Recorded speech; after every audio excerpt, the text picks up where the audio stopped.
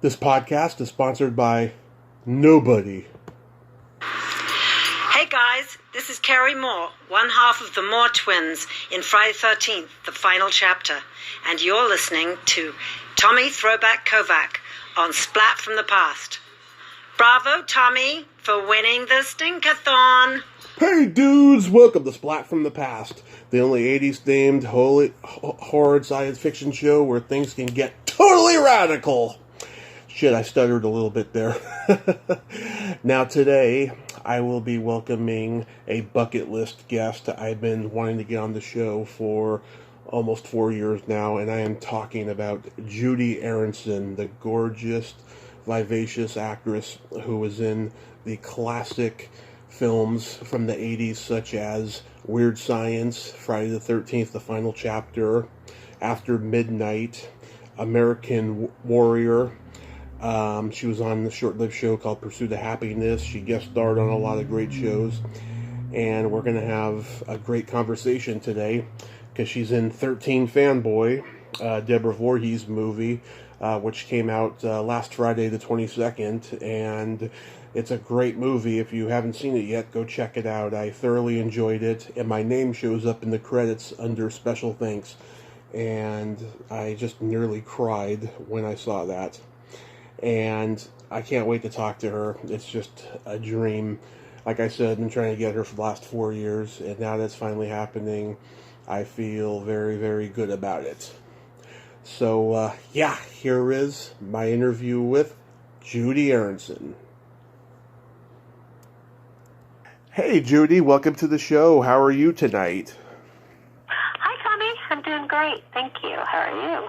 I am just spectacular, and I cannot tell you what a great honor this is because you were a huge part of my childhood, and I thank you so much for coming on finally. Oh, thank you. I know you've asked many times, but until I had something that I wanted to talk about, I do now. I waited for the right time. Awesome. So let's get into 13 Fanboy. I've been aware of this project, since 2018 when I first talked to Deborah. How did you come to be involved with it? So I didn't know Deborah, actually, and I was at a convention a few years ago. I think it may have even been 2017. Mm-hmm. And she introduced herself to me, and she asked if she could take me to breakfast before the con one day. And I said, sure. She had something to talk to me about. She told me she had this idea. When we went and had breakfast, she told me she had this idea and what the idea was, and I thought it was very interesting. And she said she had just a killer part for me that she wanted me for. So we talked further, and she said, I'd love, to work with the actors and hearing about their own personal experiences as well. Right. And she incorporated a lot of that into the film. And that's how it began. And then it got some crowdfunding.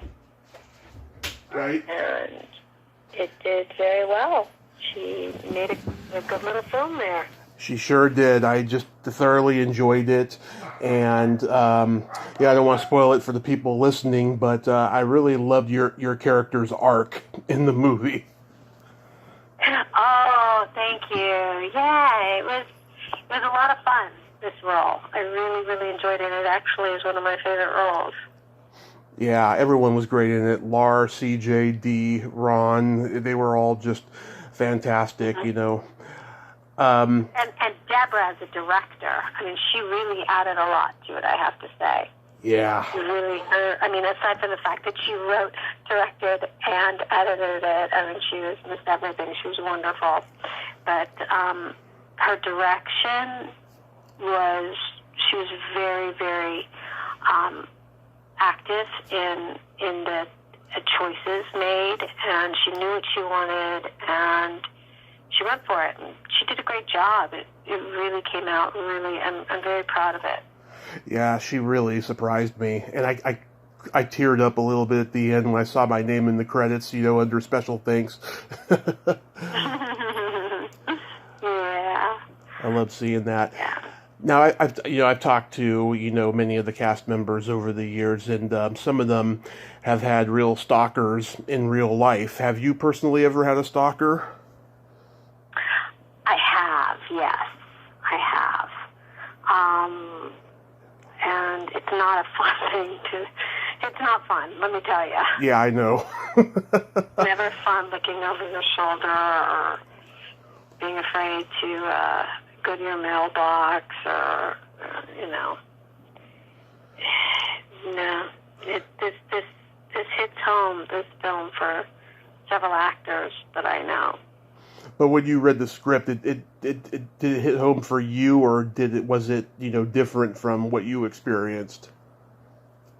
No, a lot of it's similar to what I experienced. Clearly, nobody gets killed and dies in real life, but it gets scary, and it's gotten scary, and I've had to have security. Mm-hmm. The security company. Actually, it was Spelling security company that made it stop. Wow, that's interesting. I don't know what they did, but it stopped quickly after going on and on and on and on and on. Wow. Yeah, I had one back in March, and it was a guest that I had on the show that I was recommended to, and I don't accept any recommendations anymore. I just stick to my bucket list because it's just not worth it. How interesting! So one of your guests.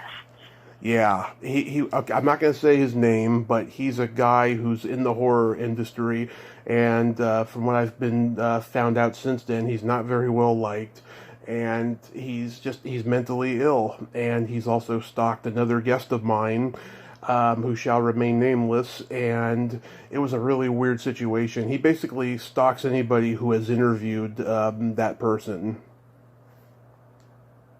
How strange. It's very strange. Is this a known person, or? He's not super known, but he is in the industry. I guess people who have done conventions or have worked with him know him, but he's not like super known or nothing like that. I had one of those. I wonder if it's the same person. No, maybe we can compare notes in Facebook Messenger later. Yeah. But this film it does hit on some reality. Yeah. It's clearly, not reality. And the fact that we all play ourselves is kind of an interesting thing, It sure is. I mean, I'm playing Judy Aronson from Friday the 13th, but let me tell you something, she's nothing like Judy Aronson. Yeah. In real life. One thing I noticed about the movie, it has a real Being John Malkovich feel to it. Mm-hmm. In that, everyone is playing, exaggerated versions of themselves, and there's all this suspense build-up, and everything is very self-referential, I liked it for that. Yeah, it's a really good whodunit, isn't it? It is. It is a really good whodunit. So many twists. 1 minute you think it's this person, then you think it's this person, then you think that this fan, and it changes quite a few times, doesn't it? It does. Where you think it's going. It does. Lots of twists and turns. That's what I like about movies, A lot of people don't do that anymore these days, except for maybe Quentin Tarantino. Right. Are you getting good feedback from the movie? Yeah, I have. People have been incredibly sweet about it. Very, very, very nice comments. Yeah. It's kind of fun. It's my first time back, back in the saddle. Yeah. After being absent for a very long time because of businesses that I own. So I've left the business. So coming back in this way is kind of fun. Right. So going back in time, I was reading that early on you were singing and dancing to entertain your family, and they called you the baby with the beat. I saw that on IMDb. That's been there forever, and I have no idea who wrote that. Really? It's really not true. Oh, my God. I always feel embarrassed when I find inaccurate facts like that. very funny. I think when I was doing a television series, I think this is what it stems from, is I was doing a television series. This is back in like 1987, I think. And I was interviewed by ABC, and I think I told them a story about something from my childhood. I loved to sing and dance, and that I had written what was it? I guess an autobiography for school, 7th grade or something. I had to write one, and I called it The Baby with the Beat. Oh, okay. And I remember telling somebody in an interview about this, and next thing you know, years later, that shows up on IMDb, and I don't know how to get it off. Yeah, a lot of people don't. Not quite correct. You didn't just do... I did break out in song and dance a lot, though, I have to say. Yeah. Did you want to be like a Broadway star or something? Yeah. I just loved performing. Anything that had to do with performing. Singing, dancing, acting, playing characters. I just loved it all. Sometimes very young, since I could talk and people said, what do you want to be when you grow up? I always knew. But then it's funny because as I got older, and, I was very fortunate to have worked a lot in the industry as an actress, which is what I'd always wanted to do. But I fell into business, and I enjoyed it so much, and had opened some businesses up that were quite successful, and I don't know how to balance in real life. I'm really bad at balancing life with work. So I had just started a film, and I came up with this idea for this unique kind of store, and I was just working 20 hours a day, 7 days a week, sometimes sleeping there. And I had no intention of giving up acting. I just had this idea for something I wanted to do also. Right. But it took up so much of my focus that I was messing up my auditions. And my agent basically called me up and said, one or the other, you pick. Gave me the ultimatum. And I swear, had you told me 1 second before my answer to him that I would have answered in the way that I did, I would have laughed in your face, which was, okay, then I won't act again. I love this. I love, being in business. And I actually stopped acting, and it was so strange because anyone who knew me would never in a million years think that I would have made that choice. But I've made that choice a few times. I keep falling back into business because I love it so much, and then getting pulled back into acting. Right. And then, a new business comes up that I love, or, I've sold my last one, so now I come up with a new idea and started that. And I just actually sold a couple of my businesses. Nice. So back to acting. After high school, you attended UCLA. Were you part of that drama crew that had like Lance Guest and Cameron Dye and Tim Robbins and all of them? Yes, sure was. My freshman year, they were there. So Tim Robbins was there. He started the Actors Gang there with Lee Ehrenberg and Ned Bellamy. Yep. Daphne Zuniga was there. Amy Resnick was there. Yeah, Amy Resnick, Carrie Noonan, Ethan Wiley. I've talked to all of them. My first play was with Carrie Noonan, actually. Yeah, she's first play at UCLA. Yeah, she's a sweetheart. How did you know all those people went to UCLA? Because I've interviewed all of them, and they've told me, about their trajectory. They're like, oh yeah, I came up with Tim Robbins, and they talk about, the theater company and stuff. About Actors Gang? Yeah, about the Actors Gang. Yeah. That was a fun group to work with. I started,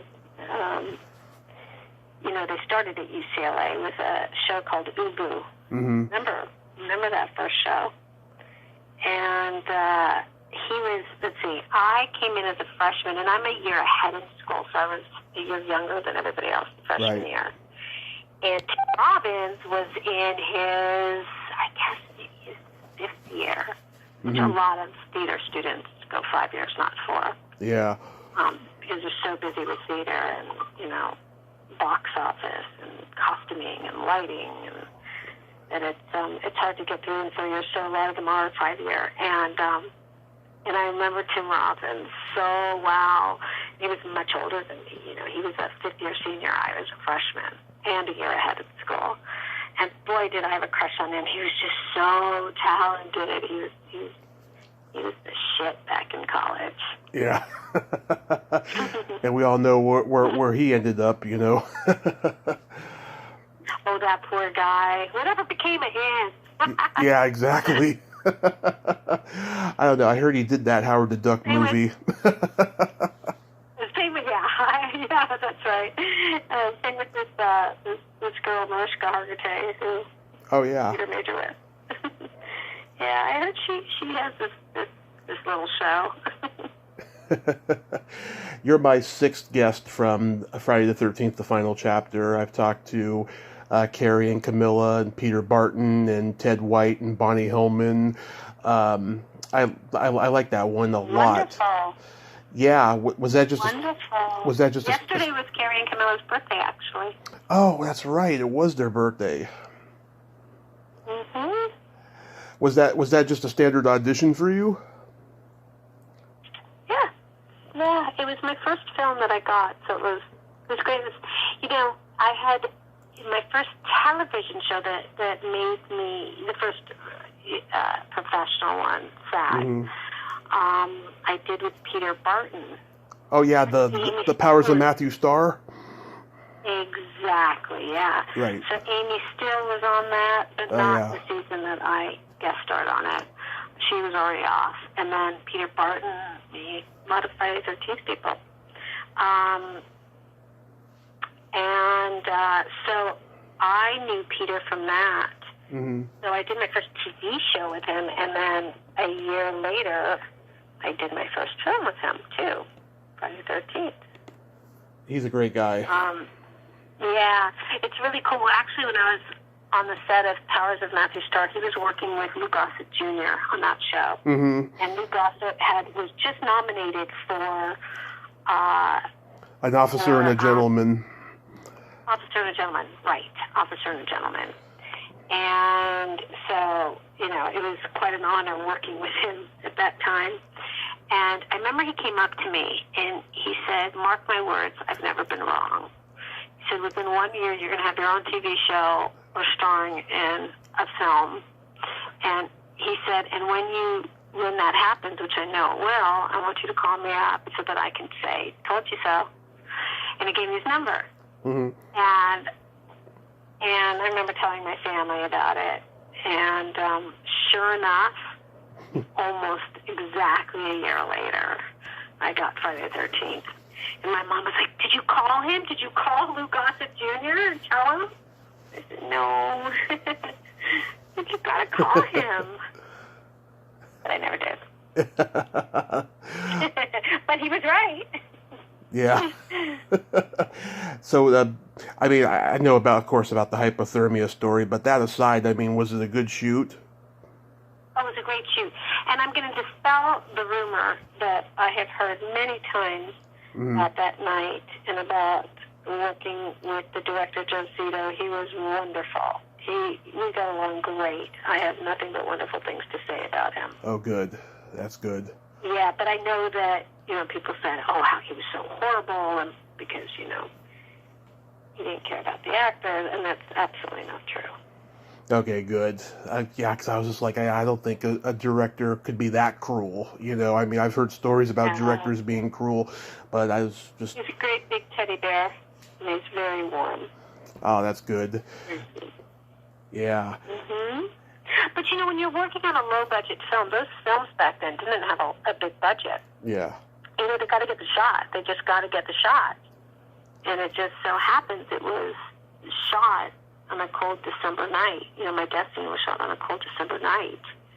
so cold. The crew were wearing, parkas and ski hats and gloves, and I was in the water from sundown to sun up. But they had to get the shot. What are they going to do? It was shooting in December. Yeah, I just found out that was shot like around, Thanksgiving, Christmas time. I didn't know that. I thought maybe it was like a spring or a summer shot movie or something. We started on Halloween, October 31st, 1984, if I am correct. I'm sorry, 1983. 1983. Nice. And then comes October 31st was our first day of Halloween. Really? You started on Halloween that year? I'm pretty sure. If not, it was the day afterwards, because we all took a bus. They took us up to Buellton, California. We stayed at Pea Soup Anderson in Buellton, California. Nice. And we were on location, and I remember it was raining, pouring rain when we got there, so they had to delay the shoot by a day or so. How was working on Weird Science? Wonderful experience. I mean, I just came back from a convention where there was a reunion of several of us. Suzanne Snyder, who's still one of my closest friends. Right. Deb. And Mitchell Smith, who played my boyfriend in it. He was the lead. I played his girlfriend, rather. Yeah. His love interest. And Vernon Wells and Michael Berryman were all together. And it was so nice to see everybody. I love those guys. What? I love Vernon and Michael. Those guys are so funny. They're wonderful. It's just one big love fest when we all get together. We really, really enjoy each other. Good people, a group of really good people. It's like family. Yeah. And it was a great experience. I mean, my gosh, John Hughes was such an incredible director and writer, and was just trying to get pretty well known then. And he was fun, and we were on the Universal Studios a lot, It doesn't get much better than that. First we rehearsed for a couple of weeks on the lot, and then we went to Chicago and shot the exteriors in Chicago, and then came back to Universal Studios to shoot. Jill. Long shoot. Yeah, Jill Whitlow. Yeah, of course. Okay, she told me in her scene, where she's the perfume girl, she got some food poisoning on the airplane getting there, and so she spent a lot of time in the bathroom between takes. I don't remember that story. Interesting. Yeah. I hadn't talked to Jill in so many years, but I really like her. I should reach out to her. She's great. Yeah, I reached out to her about a month ago to come on, and she's been busy. She just did her first movie in years, from what I've been told. So we shall see if I get to talk to her, soon. So. Same as me. Look at that. Yeah. What's old is new again. Now that scene where you're all in the kitchen trying not to laugh, God, Bill Paxton was hilarious in that scene. You all looked like you were just about ready to lose it. Yes, if you look at Anthony Michael Hall, and you look at Suzanne, yeah, Michael is starting to laugh, yeah, and Suzanne is like hitting him, going, "Stop it!" And if you look closely, you'll see that happening in the background with them. Yeah, I didn't think it was a whale's dick, honey. Yeah. I love that line. I miss Bill. He was great, Bill Paxton. Yeah, that's what everyone told me. Opposite of his character. Just so warm and fun and lively and caring. He's completely different than Chet. I know, and just to think Alan Ruck auditioned for that role, and that's how he eventually got cast as Ferris Bueller's sidekick. Oh, really? Yeah, I heard that story recently. I was like, yeah, no, Alan Ruck is too nice of a guy to play Chet. Oh, yeah, I can't imagine anybody but Bill playing that part now. The whole thing. Something I'll never forget is, the scene where he, steps backward and kicks the door in? Yeah. Backwards? Yeah. Like, that's just all him. Yeah. And, excuse me a second. Bless you. Excuse me. Bless you. Thank you. So, he brought so much to the character, way beyond the page. And let me tell you, the page was written very well as it was, and he just even added to it. Yeah. It was quite an experience to work with that group of people, and, you know, John Hughes. John Hughes was a legend. Yeah. He definitely was. He was fun. He was like a big teenager. When Wyatt takes Hilly home, it always, till this day, it brings a tear to my eye. I love that scene. Are you, well, I don't have to ask how old you are, but were you the similar age to the boys there? Not then. My parents took me to see the movie when I was only 2. Oh, you're just a baby. Yeah, I'm 38. Oh. Wow.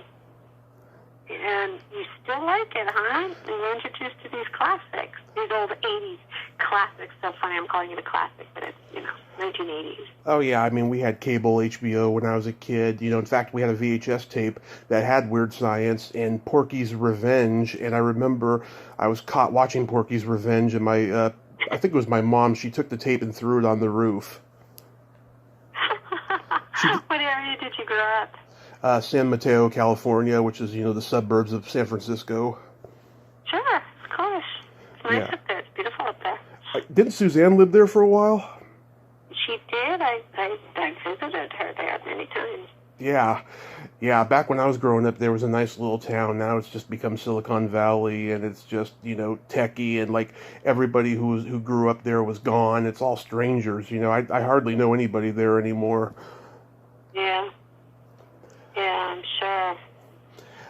That thing called the internet happened. Yeah. It sure did. You think it'll go somewhere?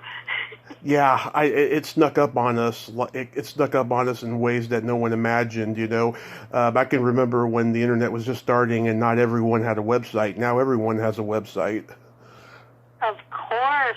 Oh my gosh. I remember when I had a boyfriend who was trying to explain it all to me. Mm-hmm. And he said, you really need to put your store on this thing. And he put his store on and for shopping. And I said, why would somebody go on the computer to shop when they can go into the mall and get that same thing? And he explained, he said, no, that everybody will be shopping on this. You just watch and see. And he was really ahead of his time. He was really right. And then I remember my cousin had worked with this thing called email. Yeah. If you've never heard of it before, to wrap your head around the fact that you can actually mail somebody something over this thing called the internet. Right. And I couldn't say, well, why would somebody want to do that instead of just they just go to their mailbox. What's the big deal? Mailbox like outside mailbox. Snail mailbox. I just couldn't wrap my head around the concepts of the internet. But I was learning about it very early on. I learned about it from my cousin and my boyfriend, in the early 90s. Did you know, and I read this the other day, did you know that American Warrior has a bigger body count than any of the Friday the 13th movies? You mean American Ninja? Is that the one you were in? Was it American Warrior or American Ninja? I always get them confused. You know what? It's the same movie, I think. I think some countries call it American Warrior and some call it American Ninja. Yeah, because I know I've seen the one that you're in, so, yeah. I think it's both names. I mean, in America it was called American Ninja. Okay. It actually may have been American Warrior when I auditioned for it. There seems to be, I kind of have a little memory of that, but I definitely have signed posters that say American Warrior, because I know in other countries it's called that. Yeah, because that's what it was listed on as the internet. I was like, isn't that American Ninja? I was just like, what? I don't know. It's very confusing. You know, certain movies are named, you know, what they were in Europe or in America. It can get confusing sometimes. Yeah, actually, I think Weird Science was called Lisa in Europe. At least in England. I didn't hear about that, but I don't doubt it. Mm-hmm. Yeah, so... Kelly LeBrock's name was Lisa. Yeah, Lisa.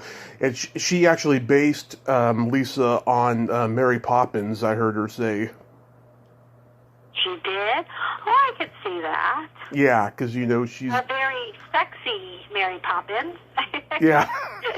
She's got to be she's got to be the nanny, you know, kind of, and just, you know, teach them lessons and stuff. Yeah, that was her point of reference for the character. I had no idea. That's interesting. Did you know the name Lisa was taken from the Apple computer at the time? Because it was called the Lisa, which is named after his son. I mean, his son, his daughter. His daughter was named Lisa. I did not know that. Wow, that is news to me. Yep, and this was shot in 1984. Mm-hmm. At the same time, do you remember that commercial, the 1984 commercial for Mac?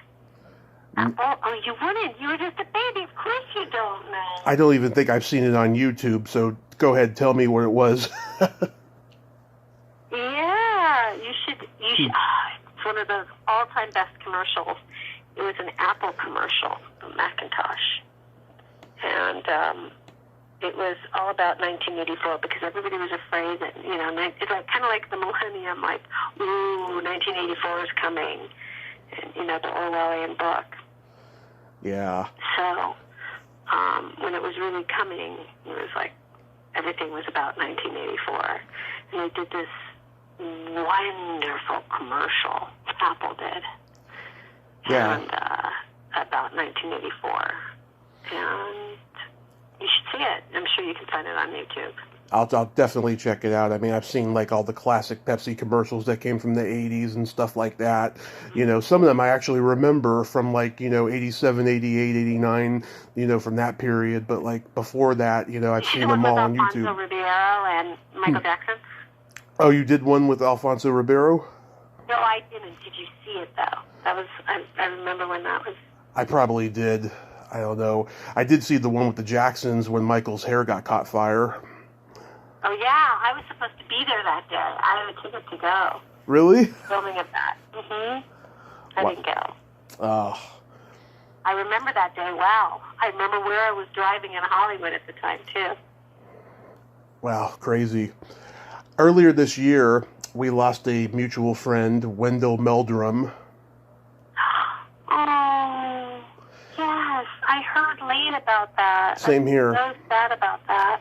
Same here. She was one of my favorite people to interview, and she was just this wonderful Canadian free spirit who said what was on her mind, and she was non-judgmental. I just adored her, and I literally... How did you know her? I was a big fan of hers from the Wonder Years and a couple other things I've seen her in, so I reached out to her for an interview, and we did 2 of them in a year, and then she died not long after the second one. After the fact. Yeah, she and I did a series together. The Pursuit of Happiness, right? Correct. Yeah.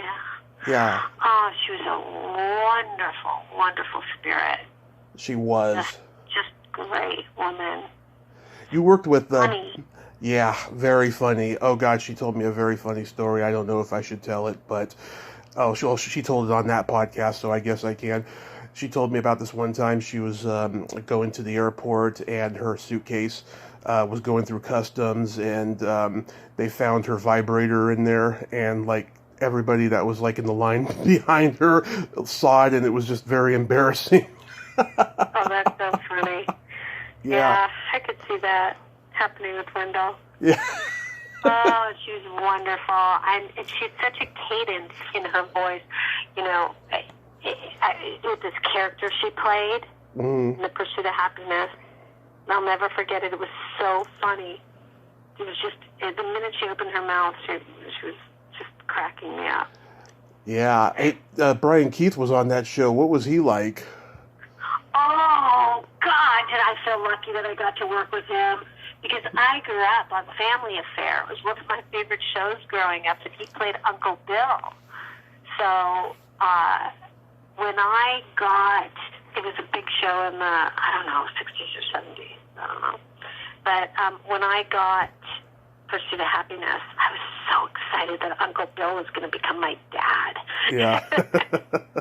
And he's known as and he also starred in this movie I loved called Yours, Mine, and Ours. Or actually, there were two that was the same movie. One was called Was Six to Get Egg Roll, and the other one was Yours, Mine, and Ours, and it was basically the same thing. Yeah. Like a Brady Bunch kind of a movie. Yeah, Yours, Mine, and Ours was Henry Fonda and Lucille Ball. Yes. Yes. So his must have been with Six You Get Egg Roll. I couldn't remember which one's which, but they were the same. They were the same film, same premise. It was definitely. And it's like the Brady Bunch, you know. Right. It was definitely with Six. You Get Egg Roll. The two blended families. Yeah. I heard his wife just wrote a memoir about him. I wonder when it's going to come out. Oh, I didn't know about that.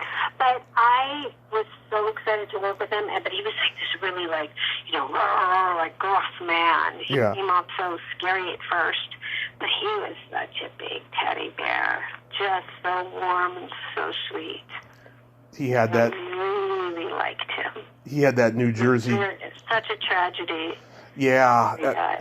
Yeah, that was a real tragedy. I remember like it was yesterday when I found out about that. Mm-hmm. Well, his son had passed away as well, you know. I heard his daughter did, but I didn't know about his son. Oh, I'm sorry. No. You're absolutely right. It was his daughter. It was his daughter. Mm-hmm. Mm-hmm. And he was, he never really came back after that. Yeah, it's tragic.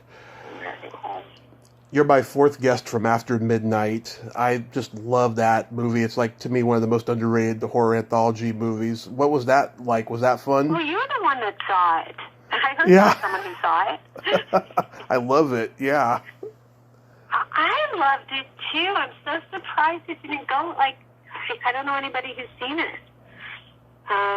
But I really liked it. I thought it was really well done and lots of fun.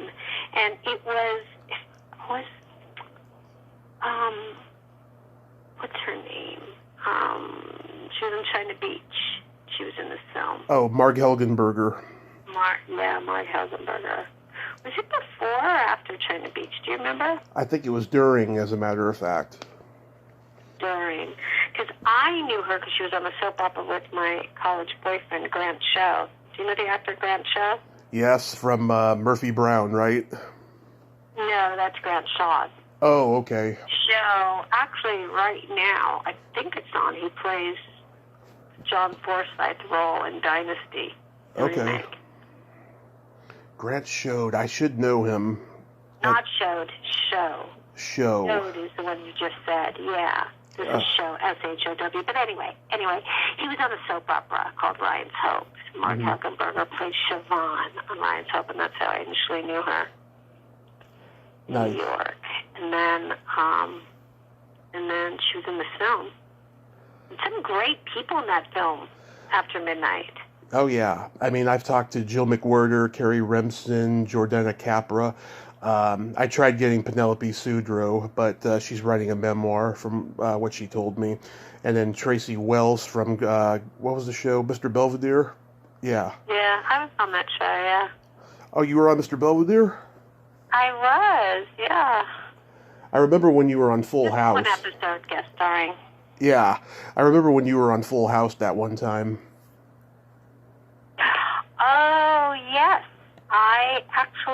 Full House was, I was supposed to be a recurring role as the singer with John Stamos in his band, The Rippers. Right. Jesse and the Rippers. And that's what I was in that episode. It was the first episode back after the pilot got picked up. So it was the second show of Sorry, my dogs. It was the second show filmed of Full House. And while I was on the set shooting that, I had gotten a screen test for my own show for Pursuit of Happiness, actually. Mm-hmm. And I remember during lunch going into my dressing room and John working with me on the sides, which are the audition scenes for Pursuit of Happiness. And I, one lunch left to go do my screen test and ended up getting it. And so I never came back to Full House after that. Yeah, I remember you had... I was no longer a band member in the Rippers. Yeah, I remember vividly you had like purple hair and your belly button was showing and you were just looking like a typical 80s rocker chick. Yes, that was a lot of fun. Boy, those 80s, you bring up all these 80s shows. It was a fun time back then. Yeah. Oh, and speaking of rock and roll, you got to be in Nelson's video for Can't Live Without Your Love and Affection. I used to see that video, like, all the time on MTV, like, in the first year that it came out. Like, how did you get involved with that? So, I got called saying that they had wanted me. They requested me. I think, really, I was supposed to play... Cindy Crawford was the top model of the day then, and the part was written in a sense for Cindy Crawford in their mind. They were hoping to get Cindy Crawford. Yeah. And I stepped in for Cindy, I guess. I was second best. But they reached out to me then, and so I guess they were fans of Weird Science. That was a trippy video with that snow falling. It was fun. That was actually interesting. They shot it backwards in part of it. I don't know if you... Yeah. Like that there's a part where it speeds up. Yeah, I remember. It was actually shot backwards. Mm-hmm. That's interesting. So you still have your Pilates studio, right? No, I sold it. That's the business I was just talking about. I sold it and then... Oh, okay. The movie. I did the movie, right? And literally the month I sold it. Oh, gotcha. Fanboy. Mm-hmm. Gotcha. Just recently sold the 2 studios I owned. And I have a Pilates machine, a new type of reformer that I had patented, that I invented, and I just got my 3rd patent on it. Right. I remember you mentioning that earlier. Yeah, I just had to make sure because I'm in my late night coffee mode now. Where are you? Where do you do this from? I live in Redding, California. Got it. Are you still doing? On the West Coast too. Yeah. Are you still doing Sugar and Scream with Jill and Suzanne and Betsy Russell? My gosh, you've done your homework. Nobody knows about that. No, we just did the pilot episode. I just worked with them that one time. They only shot that one day. Okay, because Jill told me about it. Yeah. Yeah, you met with Jill too? You spoke with Jill? Yeah, but I did a 2-hour and 25-minute interview with her. One of the 2 times we talked. Mm-hmm. Oh God, I love Jill so much. All of them. I mean, my gosh, Betsy. You know who else was there that day that we shot in the different episodes was... Who? Betsy, as you mentioned, Christina Cleed.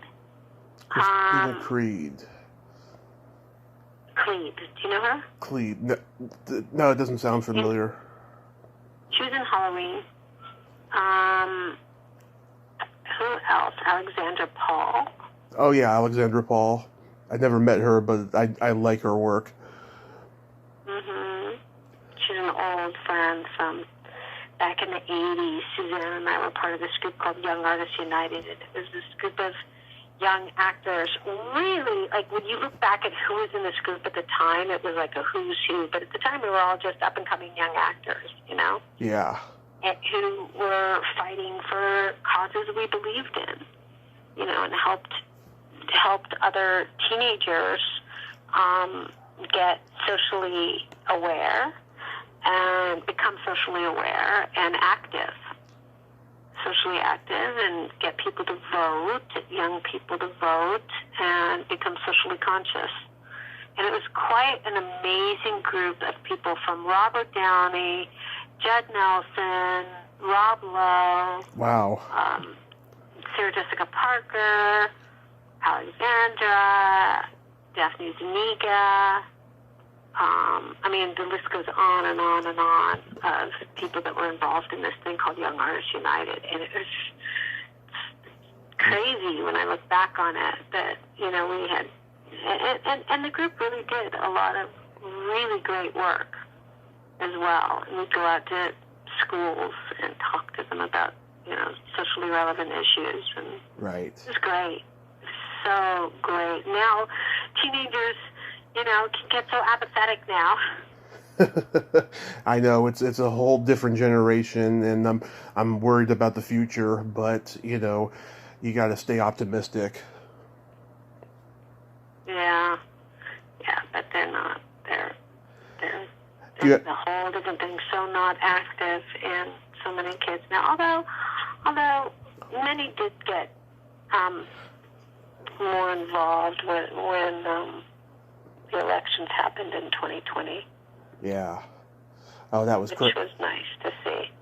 That was crazy, though. Oh, God, so many people declined to come on the podcast during the month of October because they were so worried about the election. And then, of course, when November hit and all that insanity happened, then it was much worse. Even Michael Berryman, who I did talk to, like the week before Thanksgiving, he and I, we had like a 30-minute conversation on the phone the night before. Oh, he was just depressed, I'll tell you. Yeah. Many people were. I understand why, but thank God things, Mm-hmm. Are you going to make another movie? I don't know. I hadn't planned on it really, mm-hmm. but I enjoyed myself so much shooting 13 Fanboy, and I love, people being able to see it now and talking about it. It reminds me of what I left, Yeah. Oh yeah, I remember what that was like. It's fun. I love doing this. So, I just may come back. We'll see. I hope so. We'll see. I hope so, because you've been away way too long. Thank you very much. I appreciate that. When did you see the film 13 Fanboys? Did you see it in the theater or on your computer?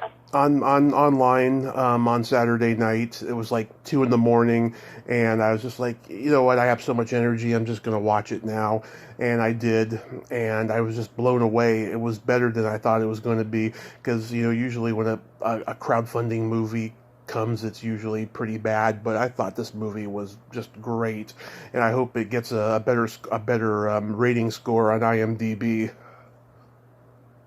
Mm-hmm. Why is it not good right now? Last I checked, it was like 4.5 or something like that. Oh. It's only got a couple of reviews, so I'm sure it'll get better. That's why. Yeah. It's like Yelp, Yeah. Like Yelp, the people that own the Yelp are usually the ones who have something to, Mm-hmm. They're disgruntled about something. IMDb, IMDb, they planted the seed for Yelp, I think. Yeah, probably. That would make sense. Yeah. But it was such a fun film to work on, and my gosh, people assume if you're in a franchise mm-hmm. that you all know each other. Right. You don't. I never worked with these people, but mm-hmm. now because conventions have become so big, you do get to meet all the people you've heard of. Right. From the franchise that you never worked with or never knew before. So, which is how I met Deborah, actually, as I mentioned. Yeah. But it's so interesting to be working in a film with such iconic, actually, a lot of these actors, iconic actors from Friday the 13th, you know, the fan fave, like Gene Otter. Oh, yeah. Lee Graham. Oh, yeah, they're all wonderful people, you know. And I love Deborah's laugh. Oh God, when I tell her Bowdy jokes, she's got she's got that cackle, you know. Yes, I know exactly what you're saying.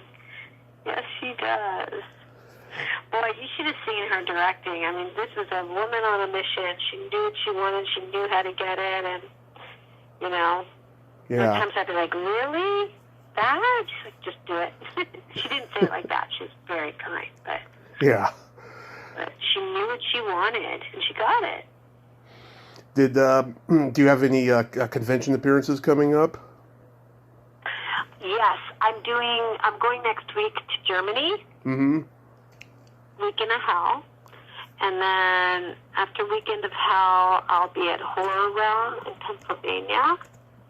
Mm-hmm. And then I have, I don't know what it's called, but one in California in a few months. And then I think New Jersey HorrorCon already booked for 22. Yes, I have a lot coming up, actually. I go out to what's that con? Monsterpalooza in LA every year, and I hope they book you there. I would love to meet you in person. Oh, thank you so much, Tommy. You know, I've never been to that one before. You request us. You know, anytime you want to meet somebody, it really helps when you write to the promoter and request. Well, before COVID hit, Elon and Michael were going to do a Weird Science reunion there, and then COVID happened, and then it got canceled. I was so heartbroken by that. Mm-hmm. Oh, are you a big Weird Science fan? I'm a huge Weird Science fan. I mean, this was like our family, and it's going to sound funny, this was our family movie. When I was a kid, we quoted all the lines. We still do to this day, you know, all the lines, and just, you know, I've talked to a couple people from it, as I mentioned before. I love it, you know, and I love the sitcom spinoff that came years later as well. Mm-hmm. Yeah. What I like about Weird Science, though, I love the fact that, you know, Lisa teaches the boys to treat women like human beings and not sex objects, and I think it's a very positive message. And you know, maybe someday there'll be a reboot, you know, for the younger generation, so they can get that influence as well. Mm-hmm.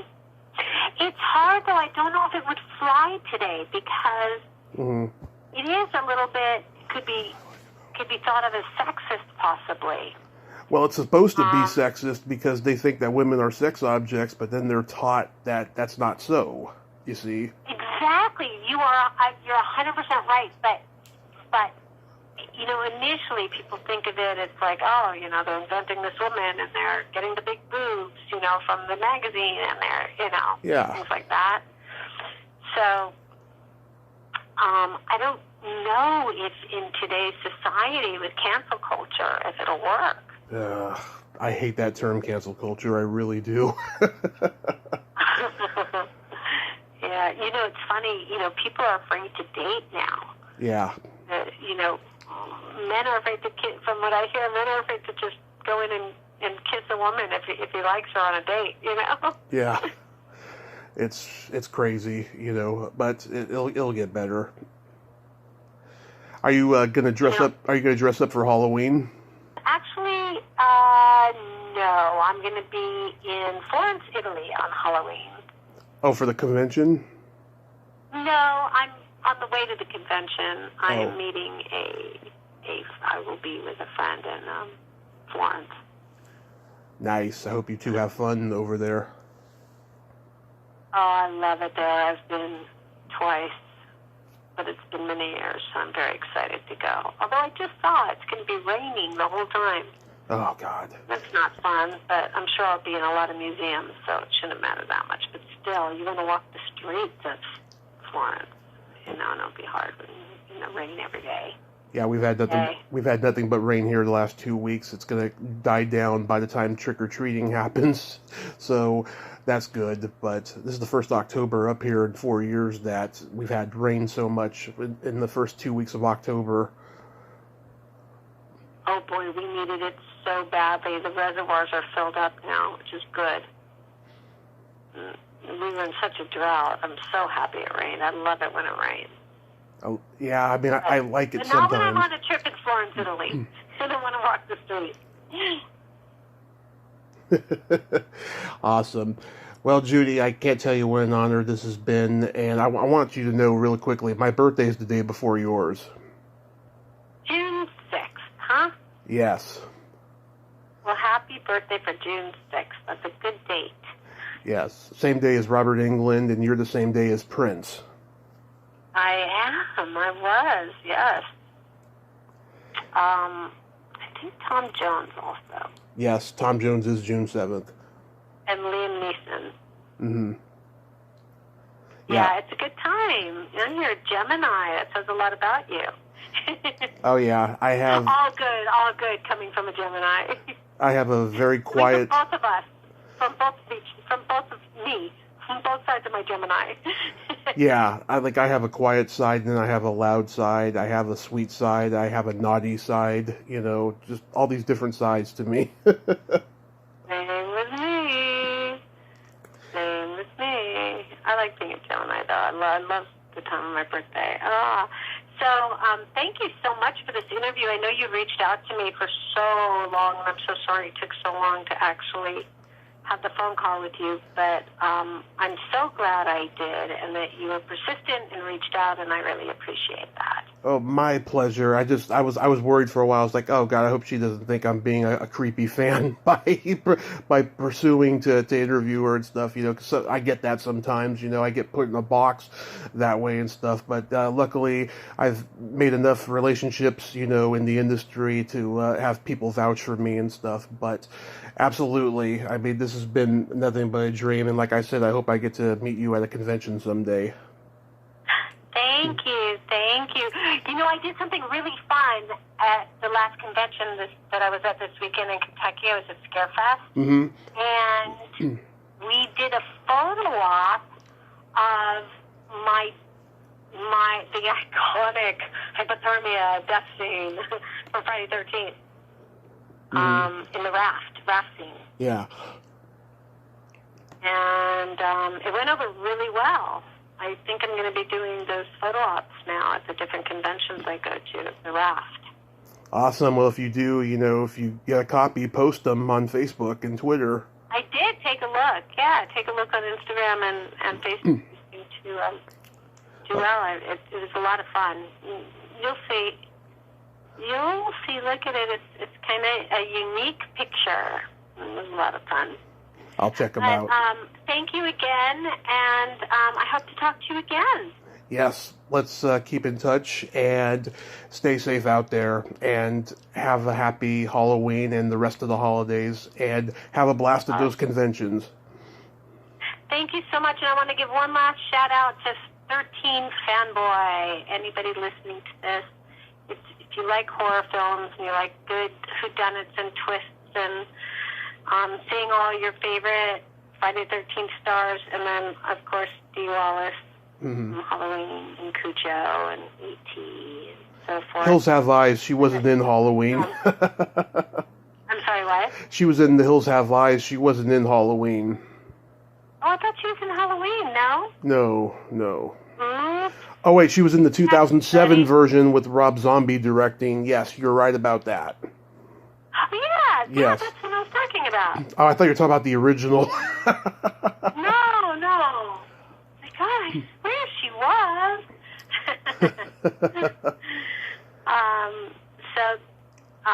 Yes, please go.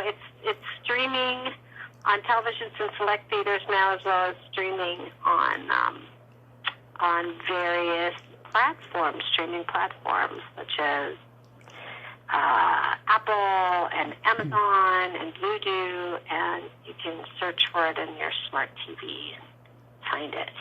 But I think if you are a horror fan, you will love this. It's very old school 1980s type of horror film. It's great. It is awesome, and you are awesome. Have a great night, Judy.